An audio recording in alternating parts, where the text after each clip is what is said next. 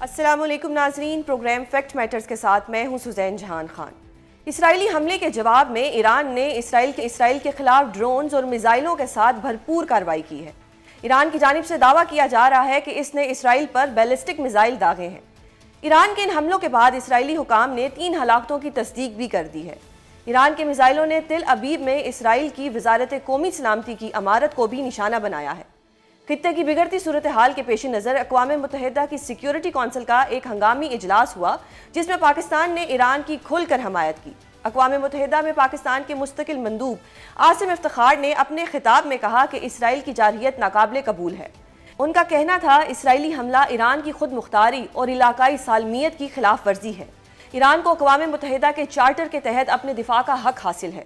مشکل کی اس گھڑی میں پاکستان ہر سطح پر ایران کے ساتھ شانہ بشانہ کھڑا ہے۔ وزیر دفاع خواجہ آصف نے تمام مسلم ممالک کو متحد ہو کر اسرائیل کا مقابلہ کرنے کی دعوت دے دی ہے۔ انہوں نے خبردار کیا ہے کہ اگر آج مسلم دنیا متحد نہ ہوئی تو سب کی باری آ جائے گی۔ ایران اور اسرائیل کے درمیان جاری کشیدہ صورتحال میں دنیا کے کی پلیئرز بھی اب اوپنلی سامنے آ رہے ہیں۔ امریکہ اس وقت اسرائیل کی پشت پناہی کر رہا ہے تو چین اور روس نے بھی خبردار کر دیا ہے کہ اسرائیل نے ایران کی خود مختاری کی خلاف ورزی کی ہے، اس لیے اسے نتائج بھگتنا ہوں گے۔ ایران اسرائیل کانفلکٹ کا مستقبل کیا ہونے والا ہے، اس سب پر بات کرنے کے لیے ہمارے ساتھ موجود ہیں ماہر بین الاقوامی قوانین بیرسٹر راشد اسلم اور ایکسپرٹ مڈل ایسٹ منصور جعفر۔ سر، بہت شکریہ آپ دونوں کا پروگرام میں اپنا قیمتی وقت دینے کے لیے۔ اسرائیل نے ایک ظلم کیا جو کہ ہمیشہ سے کرتا آ رہا ہے، پھر چاہے وہ غزہ میں ہو، چاہے وہ یمن میں ہو، شام میں ہو، کہیں پہ بھی ہو، یہ ایک بہت ہی جس کو کہتے ہیں گندا دشمن ہے اور یہ ہر وقت مسلمانوں کے پیچھے پڑا رہتا ہے۔ لیکن اب جو اس نے ایران کے ساتھ کیا، آپ کو کیا لگتا ہے کہ یہ جو جتنی ساری صورتحال کریٹ ہوئی، کیا یہ پاسبل تھا کہ جب تک ان سائٹ کچھ نہیں تھا یا ان کے کوئی ڈرونز جو بیسز انہوں نے بنائی وہ اگر وہاں پہ نہیں تھی تو کیا یہ پاسبلٹی تھی؟ اور اگر یہ سب ہوا ہے تو اس کا مطلب اندرونی لوگ بھی شامل تھے یا اندرونی سازشیں بھی شامل تھیں، تو یہ کہنا درست ہوگا کہ ایران جو ہے وہ اپنا سیکیورٹی لیپس جو تھا اس کو صحیح سے نہیں دیکھ پایا، جس کی وجہ سے ساری صورتحال بنی۔ اس پہ کیا کہیں گے آپ؟ بیرسٹر صاحب، اس پہ سب سے پہلے میں آپ کا موقف جاننا چاہوں گی۔ جی بہت شکریہ۔ اس میں ایران کا اوبیسلی انٹیلیجنس فیلئر ہے اور یہ پہلی دفعہ نہیں ہے، اس سے پہلے بھی ایک اس قسم کی انسیڈنٹ ہو چکا ہے ایران میں، اور میں یہ سمجھتا ہوں کہ ان کو سب سے پہلے اس پہ اوور کم کرنا چاہیے تھا، جو کہ انہوں نے نہیں کیا ہے۔ سب سے پہلی تو یہ بات۔ دوسری بات یہ ہے کہ ان کا ڈیفenس سسٹم تھوڑا سا ویک ہے ایز کمپیئر ٹو باقی جو بھی باقی کنٹریز ہیں، اس پہ ان کی وہ انویسٹمنٹ اس حد تک نہیں ہے۔ ہاں، بیلسٹک میزائل ضرور ہیں، ایک دو اور جیسے عماد ہے، سیجی ہے، ان کے پاس یہ شاہید ہے، یہ 3 جو میزائل ہیں یہ اچھے ہیں، بٹ اگر یہ سینڈ کرتے ہیں تو یہ اگر 1 لاکھ کی تعداد میں وہاں پہ جائیں گے تو پھر ان میں سے ہو سکتا ہے ہٹ کر سکیں اس میں۔ اب اس میں بھی انٹیلیجنس فیلئر ہو سکتا ہے کہ کہاں سے یہ فائر کر رہے ہیں، کس اوقات میں فائر کر رہے ہیں۔ اب وہاں پہ اوبیسلی ایک مذہبی فرقہ پرستی بھی ہے تھوڑی سی، اس وجہ سے بھی ڈائیورژن ہے وہاں کی سوسائٹی میں، جس کی وجہ سے اسرائیل کے لیے ایزی ہے انٹیلیجنس کو گیدر کرنا۔ اس ایشو کو بھی میں یہ سمجھتا ہوں کہ ایران کو ایڈریس کرنا چاہیے، اپنے آپ کو سب سے پہلے تو اپنی سراؤنڈنگز میں اپنے آپ کو اسٹرانگ کرنا چاہیے۔ باقی ایران نے جو اس سے پہلے کرتا رہا کہ پراکسی وارز پہ بہت زیادہ توجہ دیتا رہا، اور میں یہ سمجھتا ہوں کہ ابھی بھی وہ اس پہ ہو سکتا ہے کہ زیادہ توجہ دیں، بٹ اس میں لبنان کی گورنمنٹ کا آج بیان آیا ہے کہ وہ حزب اللہ کو انہوں نے اسپیسیفکلی کہا ہے کہ آپ اس میں انوالو نہیں ہوئیں گے۔ بٹ عراق میں عراقی ملیشیا ہے جو ان کو سپورٹ کر سکتی ہے، جس کے ذریعے وہ فائر کر سکتے ہیں اپنے جو بھی میزائلز ہیں وہاں سے اسرائیل کی طرف۔ اس کے علاوہ یمن میں ہوتی جو ہے اوبیسلی وہاں سے ڈسرپشن ہو سکتی ہے، آئل کی 20% ڈسرپشن پوری دنیا کے لیے، جو کہ ایک بہت بڑا فگر ہو سکتا ہے۔ بٹ اگر ایسی سچویشن ہوتی ہے تو جیسے آج ایران کا بیان آیا ہے کہ جی ہمارے جو انٹرسپٹ کیے گئے ہیں میزائلز اس میں یو کے، فرانس یا یو ایس اے کی بیسز تھیں، تو ہم ان کو نشانہ بنا سکتے ہیں۔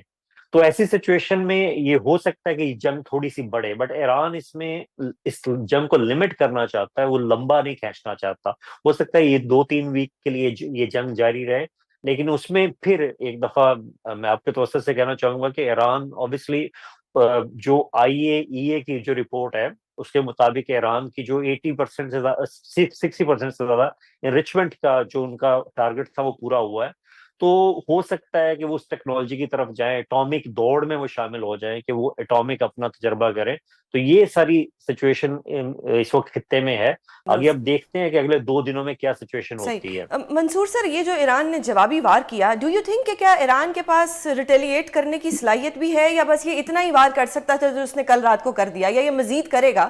کیونکہ نتن یاہو جو ہے وہ ابھی تک کہہ رہا ہے کہ جی جنگ جاری رہے گی، اور وہ مسلسل دھمکیاں دیے جا رہے ہیں.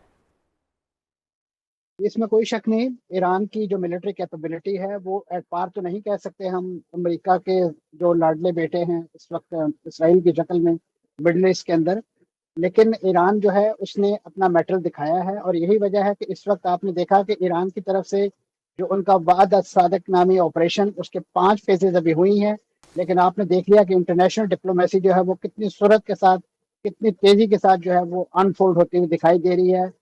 سعودی عرب کا ولی عہد جو ہے ان کا بھی ڈونلڈ ٹرمپ کے ساتھ رابطہ ہو گیا ہے. اسی طرح فرانس اور برطانیہ جو ہے ان کے بھی اس وقت ٹیلی گرام جو ہے وہ کھڑک رہے ہیں.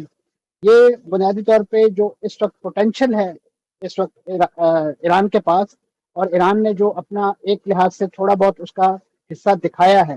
آپ نے دیکھا کہ ایک ہی رات جو اسرائیلیوں کو اپنے بنکروں میں گزارنی پڑی ہے، تو اس کے بعد سے ساری دنیا جو ہے ان کے غم میں گھلی جا رہی ہے، اور ان کے تصاویر اور کس نوعیت کی چیزیں پیش کر کے ان کو بڑا مظلوم شو کیا جا رہا ہے. لیکن اس کے ساتھ ساتھ کسی کو غزہ میں خان یونس کے المیہ نظر نہیں آ رہا، جہاں پہ انٹرنیٹ، بجلی، ہر چیز جو ہے پچھلے 2 دنوں سے بند ہے، اور وہاں پہ ایک اسی نوعیت کا جو میں سمجھتا ہوں ظلم کا بازار گرم ہے جو پچھلے 20 ماہ سے. تو اب کم از کم دنیا کو یہ تو پتہ چلا ہے کہ اس نوعیت کی جنگ جو ہے جس میں بہت بڑے میزائل اور خاص طور پہ لیتھل ویپن استعمال ہوتے ہیں، اس کے کتنی ہیوی ٹول عام لوگوں کو ادا کرنی پڑتی ہے، چاہے وہ اسرائیلی عوام ہو یا کسی دوسرے ملک کے عوام ہو.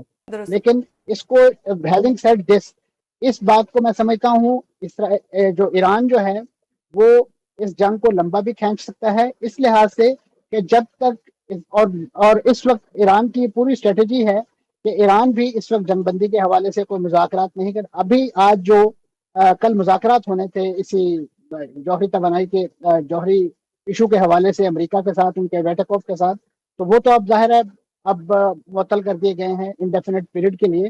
اس وقت ایران چاہتا ہے کہ وہ اپنا جو بھی پوٹینشیل ہے وہ ایک بار پروو کرے، کیونکہ آپ جانتے ہیں کہ جتنی بھی جنگیں ہیں وہ لڑی تو میدان میں جاتی ہیں، لیکن اس کا جو فائنل سیٹلمنٹ ہے وہ کسی نہ کسی نیگوشیشن ٹیبل پر ہی ہوتا ہے. تو درست. ایران چاہتا ہے کہ اگر اس جوہری توانائی کے معاملے کو ٹیبل پر ہی حل کرنا ہے تو ایران اپنا پورا پوٹینشیل شو کرے، اور ایک مضبوط پوزیشن کے ساتھ ایک کمزور ملک کے طور پہ وہاں مت بیٹھے کہ جس کو امریکہ یا اسرائیل جو ہے دیگر دنیا کے ساتھ مل کے بلی کر سکیں. انہیں بھی پتا ہو کہ ایران کے پاس بھی اس نوعیت کے ہتھیار، اس نوعیت کا جسے کہنا چاہیے عزم اور ارادہ، اور خاص طور پہ ایرانی عوام کا جو اس وقت ریلی کرنا ہے اپنے اس لیڈرشپ کے ان ڈیسیژن کے حوالے سے، اور ایک ایسے موقع پہ کہ آپ نے دیکھا کہ ان ون گو اسرائیل نے ٹاپ لیڈرشپ کے آپ کہہ لیجیے 1 درجن سے زائد جو جنرلز ہیں وہ اسیسینیٹ کر دیے. پھر اسی ایگزیکٹلی. طریقے سے ان کے ہائی ویلیو ٹارگٹ جو ان کے جوہری سائنسداں تھے ان کو بھی تقریباً ڈبل فگر میں جو ہے وہ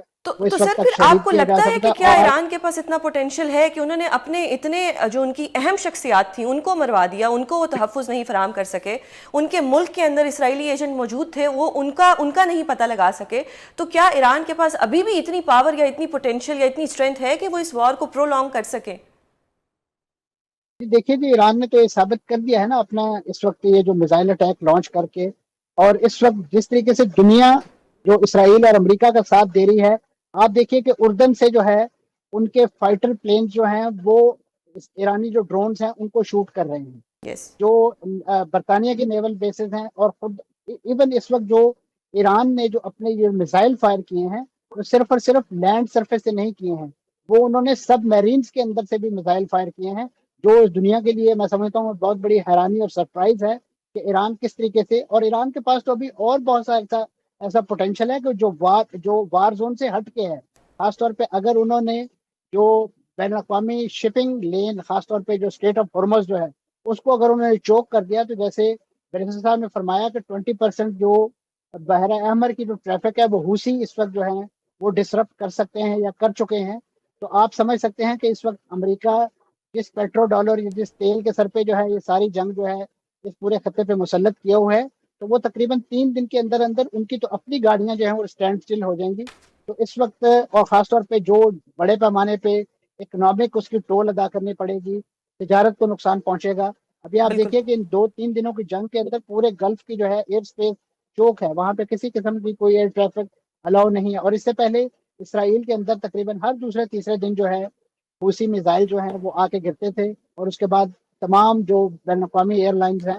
اب تو اس وقت جو جان کے لالے پڑے ہوئے ہیں ان یہودی آباد کاروں کو, کہ جن کو بڑے ناز و نام سے لا کے اور یہاں بڑے روشن مستقبل دکھا کے سیٹل ڈاؤن کیا گیا تھا, اب تو ان کو ریورس مائگریشن کے لیے واپسی کی فلائٹس نہیں مل رہی ہیں.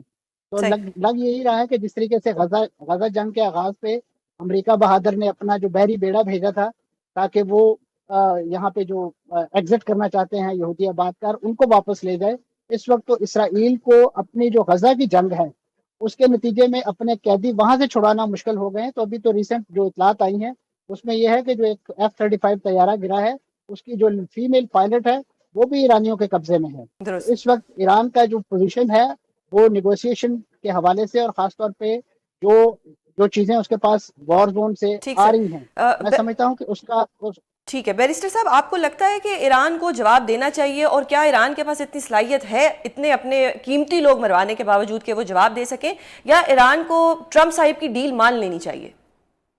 دیکھیں, سب سے پہلے تو ایک میں تصحیح کر دوں کہ جو کل میٹنگ ہو رہی تھی USA کے ساتھ, آج ایران نے کہا کہ وہ میٹنگ کریں گے. یہ ایک اچھی بات ہے ایران کی کہ انہوں نے اس ڈپلومیٹک چینل کو بند نہیں کیا. جو کل وہ کہہ رہے تھے, کل تک کہہ رہے تھے کہ جی ہم اس میٹنگ میں, سنڈے کی میٹنگ میں نہیں جائیں گے, لیکن اب ایران نے کہا کہ جی ہم سر اس ابھی میٹنگ میں شریک ہوئیں گے. اب اس میں ایک تو یہ بات ہے. برسن صاحب دوسری بات, منصور جی صاحب کچھ کہنا چاہ رہے ہیں. دوسری بات یہ ہے, جی. دوسری بات یہ ہے کہ آپ نے جو اس میں کہا ہے کہ ان کی کیپیسٹی کا ان کا ضرور ایشو ہے. ایشو اس کی ایک بہت بڑی وجہ یہ بھی ہے کہ ان کے اوپر پابندیاں بہت سارے عرصے سے ہیں. ان کے پاس جدید ٹیکنالوجی کا فقدان ہے, ان کے پاس وہ جدید طیارے نہیں ہیں. ایئر فورس کے جو طیارے ہیں وہ پرانے طیارے ہیں, ان کے پاس کافی پرانے ہیلی کاپٹرز اینڈ جو ایئر کرافٹس ہیں. آفٹر دیٹ یہ ہے کہ اگر ان کو رشیا سپورٹ کرتا ہے یا چائنا سپورٹ کرتا ہے, جو میرا خیال ہے کہ رشیا تو کس حد تک سپورٹ کرے گا, چائنا کھل کے سپورٹ نہیں کرے گا, پھر تو ہو سکتا ہے کہ وہ اس وار کو پرولونگ کرنے میں جائیں. اگر وہ سپورٹ نہیں کرتے تو پھر پرابلم ہو جائے گا, پھر ہو سکتا ہے کہ اس میں یہ ہو کہ وہ اس کو پرولونگ نہ کریں. لیکن اس میں ایک جو انٹرسٹنگ بات ہے کہ یونائٹڈ نیشن سیکیورٹی کونسل کا جو اجلاس ہو رہا تھا وہ رات بھی ہوا, ابھی بھی اس میں باتیں ہو رہی ہیں, اس پہ بہت سارے چیزوں پہ ڈسکشن ہو رہی ہے. اس میں یونائٹڈ نیشنز کی یہ کوشش ہے کہ کسی طرح اس سچویشن کو ڈی ایسکیلیٹ کیا جائے.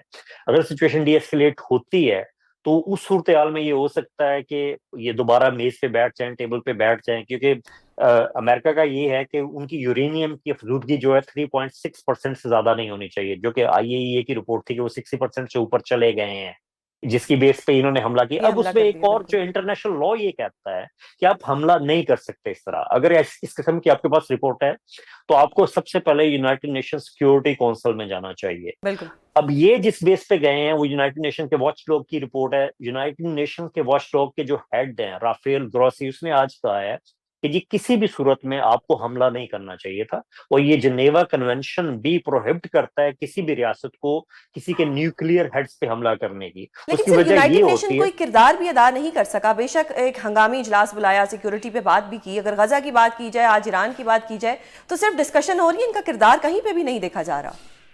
اس میں ایک ایشو یہ بھی ہے کہ ان کی جو پچھلی پریویس ہسٹری ہے اسرائیل کی, کہ 1981 میں انہوں نے اسی طرح ایٹمی ریئیکٹر کو عراق میں نشانہ بنایا تھا. اس میں بالکل یونائٹڈ نیشن سیکیورٹی کونسل کا اجلاس ہوا, انہوں نے یہ کہا کہ اللیگل کر رہے ہیں جو اسرائیل نے کیا ہے, جو اٹیک کیا ہے عراق کی ایٹمی ریئیکٹر پہ. تو یہ ان کا پہلے بھی ہسٹری رہی ہے کہ انہوں نے اس طرح کی حرکت کی ہے جو پوری دنیا میں کسی ملک نے نہیں کی, کیونکہ اس میں جنیوا کنونشن میں یہ کلیئر کہا گیا کہ آپ کچھ بھی کریں, آپ کسی کے ایٹمی ریئیکٹرز کو نشانہ نہ بنائیں, جو ان کے ایٹامک ایسٹس ہیں ان کے قریب نہ جائیں. اس کی وجہ یہ ہوتی ہے کہ اگر اس میں کوئی اٹیک ہوتا ہے تو اس میں ریڈیشن لیول اتنا ہائی جا سکتا ہے کہ اس ریجن میں پورے میں تباہی مچ سکتی ہے، لوگوں کی جانیں جا سکتی ہیں. اسی وجہ سے اس کو اسپیسیفکلی انٹرنیشنل لا کے تحت ریسٹرکٹ کیا گیا ہے. اب ایران کے پاس فرض کریں یہ نیگوشیٹ کرتے ہیں، اوبیسلی 3-4 ویک کے بعد یہ نیگوشیٹ ہو جائے گی سچویشن. تو اب ایران کو میں یہ سمجھتا ہوں کہ سب سے پہلے تو آئی سی جے میں جانا چاہیے. آئی سی جے کا کردار غزہ کے حوالے سے بہت اسٹرانگ نہیں رہا، اسرائیل نے ان کی Exactly. بات نہیں مانی. بٹ ابھی سچویشن تھوڑی ڈفرینٹ ہے. ابھی جو یورپ ہے وہ اسرائیل کے اس طرح ساتھ نہیں کھڑا ہوا، یورپین یونین اس طرح نہیں کھڑی ہوئی، نیٹو اس طرح نہیں کھڑی ہوئی. ان کی طرف سے بہت ہی اسٹرانگ قسم کے کل سے بیان آ رہے ہیں. ٹرکی اس طرح جس طرح اسرائیل کے ساتھ ٹرکی کے اچھے روابط تھے، ان کی جو اسٹیٹمنٹ ہے وہ یہ کہتی ہے کہ آپ نے یہ غلط کیا ہے. اس طرح سعودیہ نے بھی بڑے کھل کے اسٹیٹمنٹ دیے. تو انٹرنیشنلی پہلی دفعہ آپ نے غزہ کی جنگ میں اس طرح کی نہیں دیکھی ہوئے گی جو کرٹیسزم ہوا اسرائیل پہ. اس میں پہلی دفعہ اسرائیل پہ کرٹیسزم ہوا ہے، کیونکہ آبویسلی انہوں نے وائلیشن کی ہے article 2 sub section 4 of United nation charter کی. اس کے علاوہ 51 چارٹر کو بھی وائلیٹ کیا اسرائیل نے، جو کہ انٹرنیشنل لا کو پہلے بھی وائلیٹ کیا غزہ میں جب انہوں نے اس کی رولنگ نہیں مانی آئی سی جے کی. اس وجہ سے پوری دنیا میں اب جو ممالک ہیں وہ ان کے خلاف ہو رہے ہیں، کیونکہ انٹرنلی پبلک کا پریشر آ رہا ہے. جیسے یو کے میں پبلک کا پریشر تھا، یو ایس اے میں پبلک کا پریشر تھا کہ اپنی حکومتوں پہ کہ آپ کیوں سپورٹ کر رہے ہو اس کو. تو یہ ایک بہت بڑا ایشو ہے کہ حکومتیں اگر سپورٹ کر بھی رہی ہیں تو بڑی ڈکے چھپے اس وقت کر رہی ہیں. جیسے اگر یہ جنگ پرولونگ کرتی ہے یو کے، فرانس یا اگر اس میں سپورٹ کرتے ہیں، یو ایس اے تو کھل کے کرے گا، یو کے اور فرانس کرتے ہیں تو ہو سکتا ہے وہ چھپ کے کریں، اتنا اوپنلی نہیں کریں. حالانکہ ایران نے کل کہا ہے کہ ہمارے بیلسٹک میزائلز کو انٹرسپٹ یو کے نے اور فرانس نے بھی کیا ہے. اسی وجہ سے انہوں نے تھریٹ دی ہے کہ ہم ان کے بحری بیڑوں پہ حملے کریں گے.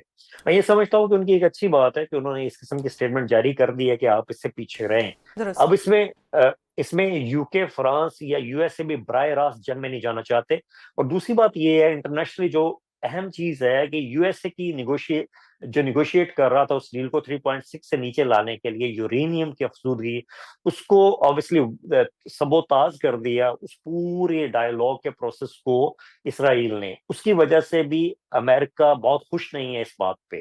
درست. یہ بھی ایک وجہ ہے کہ وہ اتنا ہو سکتا ہے سپورٹیو نہ ہو، لیکن اس خطے میں اسرائیل کو پھر بھی وہ اسٹرانگ رکھنا چاہتے ہیں، اس طرح کی تباہی نہیں چاہتے. اگر فرض کریں ایران حملہ کرتا ہے، ایران کا ایک تو ڈسٹینس ہے بہت زیادہ.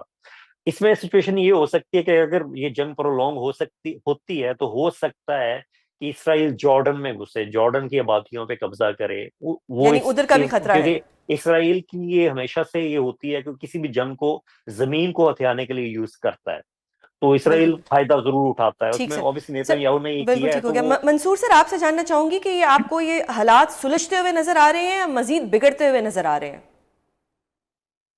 جی میں آپ کے سوال سے پہلے جواب دینے سے پہلے ایک چھوٹی سی فیکچوئل کریکشن کرنا چاہوں گا.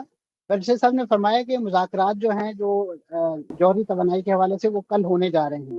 ابھی لیٹسٹ جو اطلاع ہے، جو اسماعیل بقائی ان کے فارن آفس کے ترجمان ہیں ایران کے، انہوں نے ابھی اس کے مذاکرات کو معطل رکھنے ہی کا اعلان کیا کچھ دیر پہلے.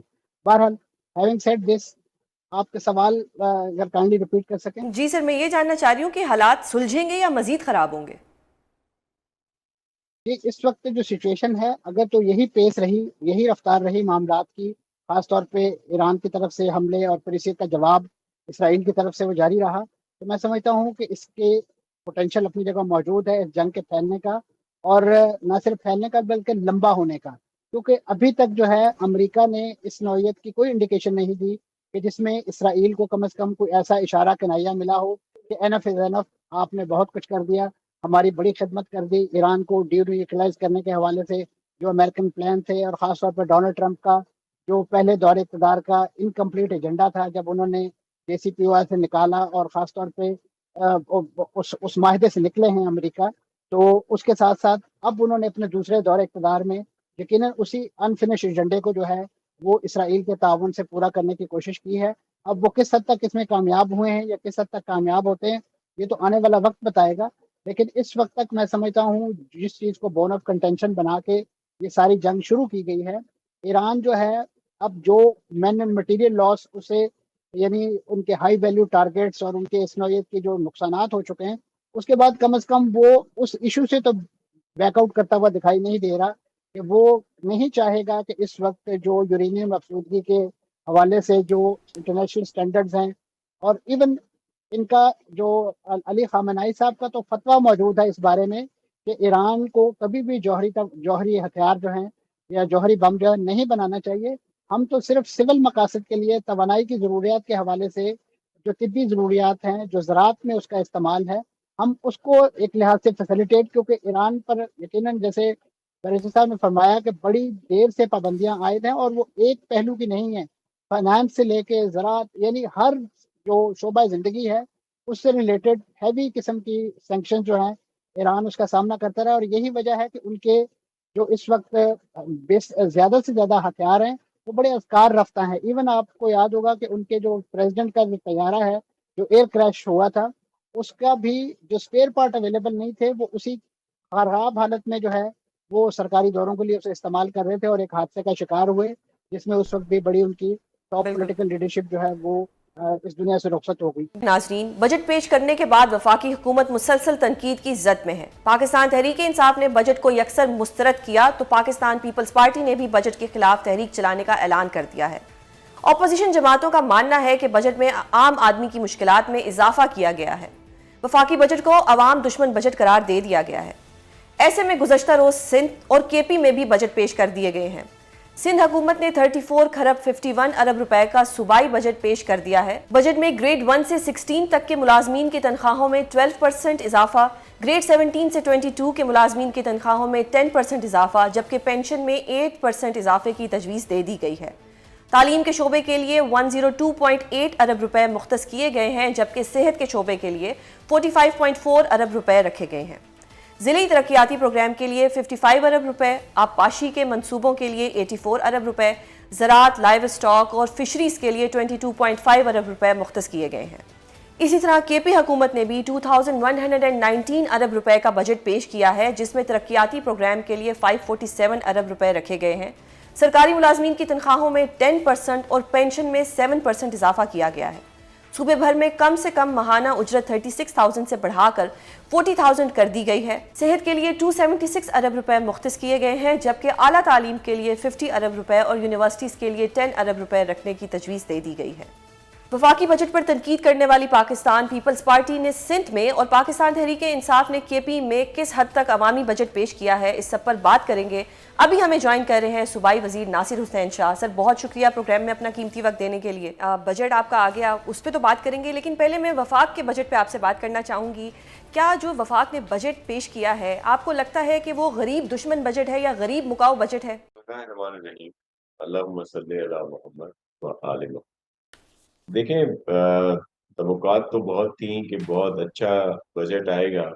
یہ بھی ایک حقیقت ہے کہ فسکل ایشوز ہیں، پھر آئی ایم ایف کا پریشر ہے، اور اس میں جس طرح کا ویسے بجٹ آیا ہے جس میں بالکل امید نہیں تھی کہ یہ تنخواہیں بھی کچھ بڑھائی جائیں گی یا کچھ اور جس طرح سے باتیں سامنے آئیں، تو اس لحاظ سے تو ٹھیک ہے. باقی شکوے شکایات تو ضرور ہیں، اور آپ کے علم میں ہے کہ پاکستان پیپلز پارٹی ہمیشہ غریب کی بات کرتی ہے. تو اس لحاظ سے ہمارا یہ موقف تھا کہ تنخواہوں میں زیادہ اضافہ کیا جائے، پینشن میں اضافہ کیا جائے، اور پھر مزید بھی مراد جو ہیں وہ دی جائیں. تو اس لحاظ سے تو ایشوز اپنی جگہ پہ ہیں، لیکن ویسے اگر جنرلی دیکھا جائے تو جو فسکل ایشوز ہیں، پرابلم ہے، اور پھر آئی ایم ایف کا پریشر ہے، اس لحاظ سے تو ایک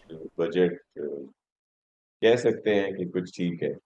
صحیح. تو سر، اگر یہ میں آپ سے بات کروں کہ پی ایم ہاؤس کا 72 کروڑ، پی ایم آفس کا 86 کروڑ، سر 9 کروڑ کی گاڑیاں، 4 کروڑ گارڈن کا، تو آپ کو نہیں لگتا کہ یہ فضول خرچی ہے؟ حکومت کو اتنی شاہ خرچیاں نہیں کرنی چاہیے. یہی پیسہ جو ہے وہ عوام کی بھلائی کے لیے یوٹیلائز ہو جاتا تو زیادہ بہتر ہوتا.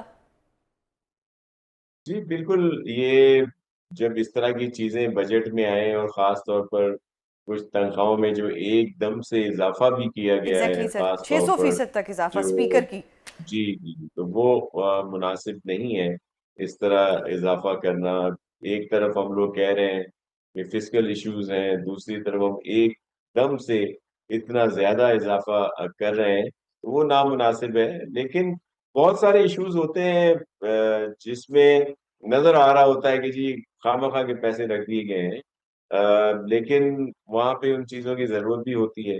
یہ ضرور کیا جا سکتا ہے کہ ان کو بڑھایا نہ جائے. جو لاسٹ ایئر کی ہی جو ریلیزز تھیں یا جو مختص کیے گئے تھے، ایلوکیشنز تھیں یا جو ان کے لیے پیسے رکھے گئے تھے، انہیں کو رکھا جائے. تو آپ بالکل صحیح کہہ رہی ہیں، ایک طرف کہہ رہے ہیں کہ پیسے نہیں ہیں، پھر جب ایگزیکٹلی. اس طرح کی چیزیں آئیں گی، اور یہ ہر جگہ ہوتا ہے. اس میں ایشو یہ ہوتا ہے کہ کچھ سال پہلے تک ایسا نہیں کیا جاتا، جس طرح بھی یہ تعویل دی جا رہی ہے کہ جی پارلیمنٹیرین کی جو تنخواہیں ہیں وہ 2016 سے نہیں بڑھی، تو یا اچانک جو ہی بڑھا اسپیکر دی گئی. صاحب ہیں یا چیئرمین صاحب ہیں ان کی نہیں بڑھی تو اس لیے ان کو بڑھایا گیا ہے. ان کو بڑھایا جاتا ہے لیکن ایک حد تک. اتنا زیادہ جو جتنا پرسنٹیج آپ بتا رہی ہیں، تو اگر اس طرح سے بڑھانی تھی تو یہ دوسرے غریب لوگوں کو اس طرح کی مراد دے دی جاتی. سر پیپلز عوام پارٹی نے عوام ہمیشہ کو غریبوں کے لیے آواز اٹھائی ہے اور ابھی بھی پیپلز پارٹی کی طرف سے ایک ملک گیر احتجاج ہوگا اس بجٹ کے خلاف. سر آپ ہمیں کچھ ڈیٹ بتا سکتے ہیں کہ کب تک یہ احتجاج ہوگا؟ دیکھیں، چیئرمین صاحب آپ کے علم میں ہے کہ دنیا کے بیشتر ممالک میں گئے ہیں بے شک. پاکستان. تو وہاں پہ وہ بتا رہے ہیں جو حالات تھے انڈیا اور پاکستان کے، اور اس کی وجہ سے وہاں پہ گئے ہیں اور ان کو بڑی پذیرائی بھی مل رہی ہے. پورا ایک ڈیلیگیشن ہے. تو جیسے ہی وہ واپس آئیں گے پھر اس کے بعد ہی کوئی فیصلہ ہوگا، کیونکہ ہمارے یہاں CEC ہے پاکستان پیپلز پارٹی میں، اس میں یہ ساری چیزیں ہوتی ہیں. لیکن بہت زیادہ سیریس کنسرن ضرور ہیں. چیئرمین صاحب نے بھی شو کی ہیں وہاں سے بھی، اور یہاں بھی جو ہماری لیڈرشپ ہے، سیکنڈ ٹیئر کہہ لیں یا جو دیگر سینئر لوگ ہیں، ان میں یہ ہے کہ اس کو مزید بہتر ہونا چاہیے تھا اور عوام دوست ہونا چاہیے تھا، جس سے عام لوگوں کو زیادہ سے زیادہ فائدہ ہو. درست سر. ابھی جو وفاق کا بجٹ آیا اس کو تو ایک طرح سے یہی تاثر ملا، سب نے اس کو بڑا کرٹیسائز کیا کہ یہ غریب کے لیے تو بہت مشکل ہے. سندھ حکومت کا جو بجٹ ہے اس میں لوگوں کے لیے، سندھیوں کے لیے کیا ریلیف ہے؟ دیکھیں، ہم نے ظاہر ہے وفاق سے ہی ہمیں ایلوکیشنز آتی ہیں، اور پھر یہ جو ایک تاثر دیا جاتا ہے کہ جی وفاق ٹیکس کلیکشن کرتا ہے اور پھر وہ صوبوں کو دیتا ہے. حالانکہ وہ ٹیکسز صوبے سے ہی ہوتے ہیں اور بالکل. صوبے ہی بہت زیادہ حصہ جو ہے اس کا کلیکٹ کرتے ہیں. اور آپ کے علم میں ہے کہ سندھ اس میں سب سے زیادہ شیئر ہولڈر ہے، اور خاص طور پر اگر کراچی کی بات کی جائے، پورا ملک کی معیشت جو ہے وہ 70% یا 68% جو ہے اس کا یہیں سے ہی سارے وسائل کا سبب جو ہے وہ سندھی ہے. بالکل. لیکن اس کے باوجود جو آپ اگر دہائی اٹھا لیں پچھلی 2013 سے لے کے سندھ کے ساتھ بڑی زیادتی ہوئی ہے. اور جو PSDP آیا ہے اس میں کبھی بھی ہمیں 2-3% سے زیادہ نہیں ملا. صرف جو PDM کی گورنمنٹ بنی تھی اس میں ہمیں ضرور کچھ ایلوکیشنز یا کچھ دیا گیا تھا، لیکن بعد میں وہ کیئر ٹیکر گورنمنٹ آ گئی تھی، الیکشن کا ایئر تھا تو اس میں بھی نہیں ملا. اس دفعہ بہت امید تھی تو تھوڑا بہت تو ضرور ملا ہے، لیکن اور ہمارے کافی ایشوز ہیں سیریس جن کو کیٹر نہیں کیا گیا تھا فیڈرل گورنمنٹ سے. آپ سندھ کے بجٹ پر اگر آئیں تو جو ہمارے وسائل ہیں اس میں دیکھیں، ہم نے جو کم تنخواہ دار طبقہ ہے جو 1 سے 16 گریڈ تک جو ہے 1 سے 16 تک، اس کا ہم نے 12% بالکل سر. جو ہے وہ پڑھائی ہے انکریز کیا ہے. اور پھر جو 16 سے ابو ہے 21 تک ان کا 10%. پھر پینشن میں ہم نے کچھ اضافہ کیا ہے. سندھ کا بجٹ آیا ہے، اس سے اس کی عوام کو بہت ریلیف ملے گا اور بہت آگے اچھے منصوبے بنیں گے. صحت کو بھی آپ لوگوں نے فروغ دیا، تعلیم کو بھی دیا. یہی دو بیسک چیزیں ہوتی ہیں جو ایک آدمی کو چاہیے ہوتی ہیں یا ایک صوبے کو چاہیے ہوتی ہیں، تو وہ دونوں تو ہم نے دیکھا کہ سندھ نے کور کر لیں. سر اگر اب وفاق کی بات کی جائے تو وفاق میں جو ایشوز ہیں ان کے لیے اب کیا آپ کو کیا لگتا ہے کہ پیپلز پارٹی کتنی آواز اٹھائے گی اور کیا پیپلز پارٹی یہ بجٹ منظور ہونے دے گی؟ دیکھیں، ہمارے کچھ سیریس ایشوز ہیں. جیسے میں نے آپ سے کہا کہ ہمیں تو دہائیوں سے کچھ نہیں ملا تھا، سندھ کو نظر انداز کیا گیا. PMLN کے جو پہلے 5 سال تھے 2013 آن ورڈ، پھر 18 کے بعد تو خان صاحب کہتے تھے کہ سندھ ہمارا ہے ہی نہیں، اور انہوں نے اور زیادہ رویہ ہمارے ساتھ تلخ رکھا جو ریکارڈ کا حصہ ہے. کیونکہ یہ ساری چیزیں آن لائن بھی موجود ہیں، اگر آپ چیک کریں تو آپ کو اندازہ ہوگا کہ جب بھی کوئی PSDP بنتی تھی 13 سے لے کے 22 تک، تو اس میں 3-4% سے زیادہ نہیں رکھا گیا. اسی طرح جو NHA ہے اس میں بھی نہیں رکھا جاتا تھا.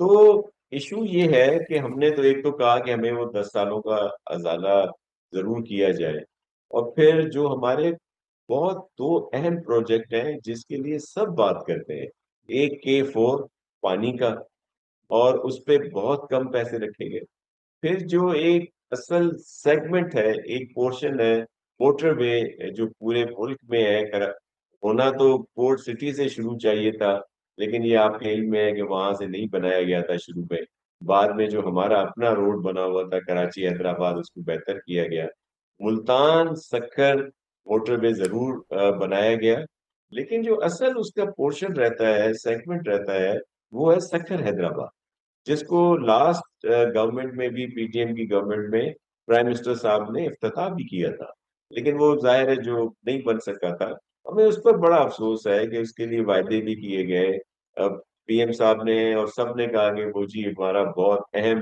پروجیکٹ ہے، لیکن جب ہم نے دیکھا کہ اس کے لیے پی ایس ڈی پی میں پبلک پرائیویٹ پارٹنرشپ کے لیے جو کہا بھی گیا ہمیں کہ جی اس میں ہم رکھیں گے وی جی ایف میں کوئی انیشلی 30 بلین کے قریب، وہ 15 بلین کر دیے، لیکن وہیں اسی بک میں جب ہم دیکھتے ہیں کہ کسی اور صوبے میں، سارے صوبے ہمارے ہیں، وہاں ہمارے بہن بھائی رہتے ہیں، ہم نہیں یہ سمجھتے کہ وہاں پہ نہیں بننے چاہیے، وہاں بھی بننے چاہیے، لیکن جو اہم حصہ ہے اس کو چھوڑ کر اگر آپ غیر ضروری حصے کے لیے اتنے ہی پیسے رکھ دیں گے، 400 کے قریب چاہیے اس کے لیے، اگر اسی طرح اتنے ہی پیسے آپ کسی اور روڈ کے لیے رکھ لیں گے تو ہمیں ضرور اس پہ دکھ ہوگا اور ہم اعتراض کریں گے، درست کوئی سر. اور بڑا پروجیکٹ آئے آپ کی کر لیں، ہمیں اس پہ اعتراض نہیں ہے، لیکن یہ بہت ایک الارمنگ سچویشن ہوگی کہ جی آپ یہاں پہ وہاں سے آ کے کہیں کوئی سڑک چھوٹی بنا دیں، نالی بنا دیں،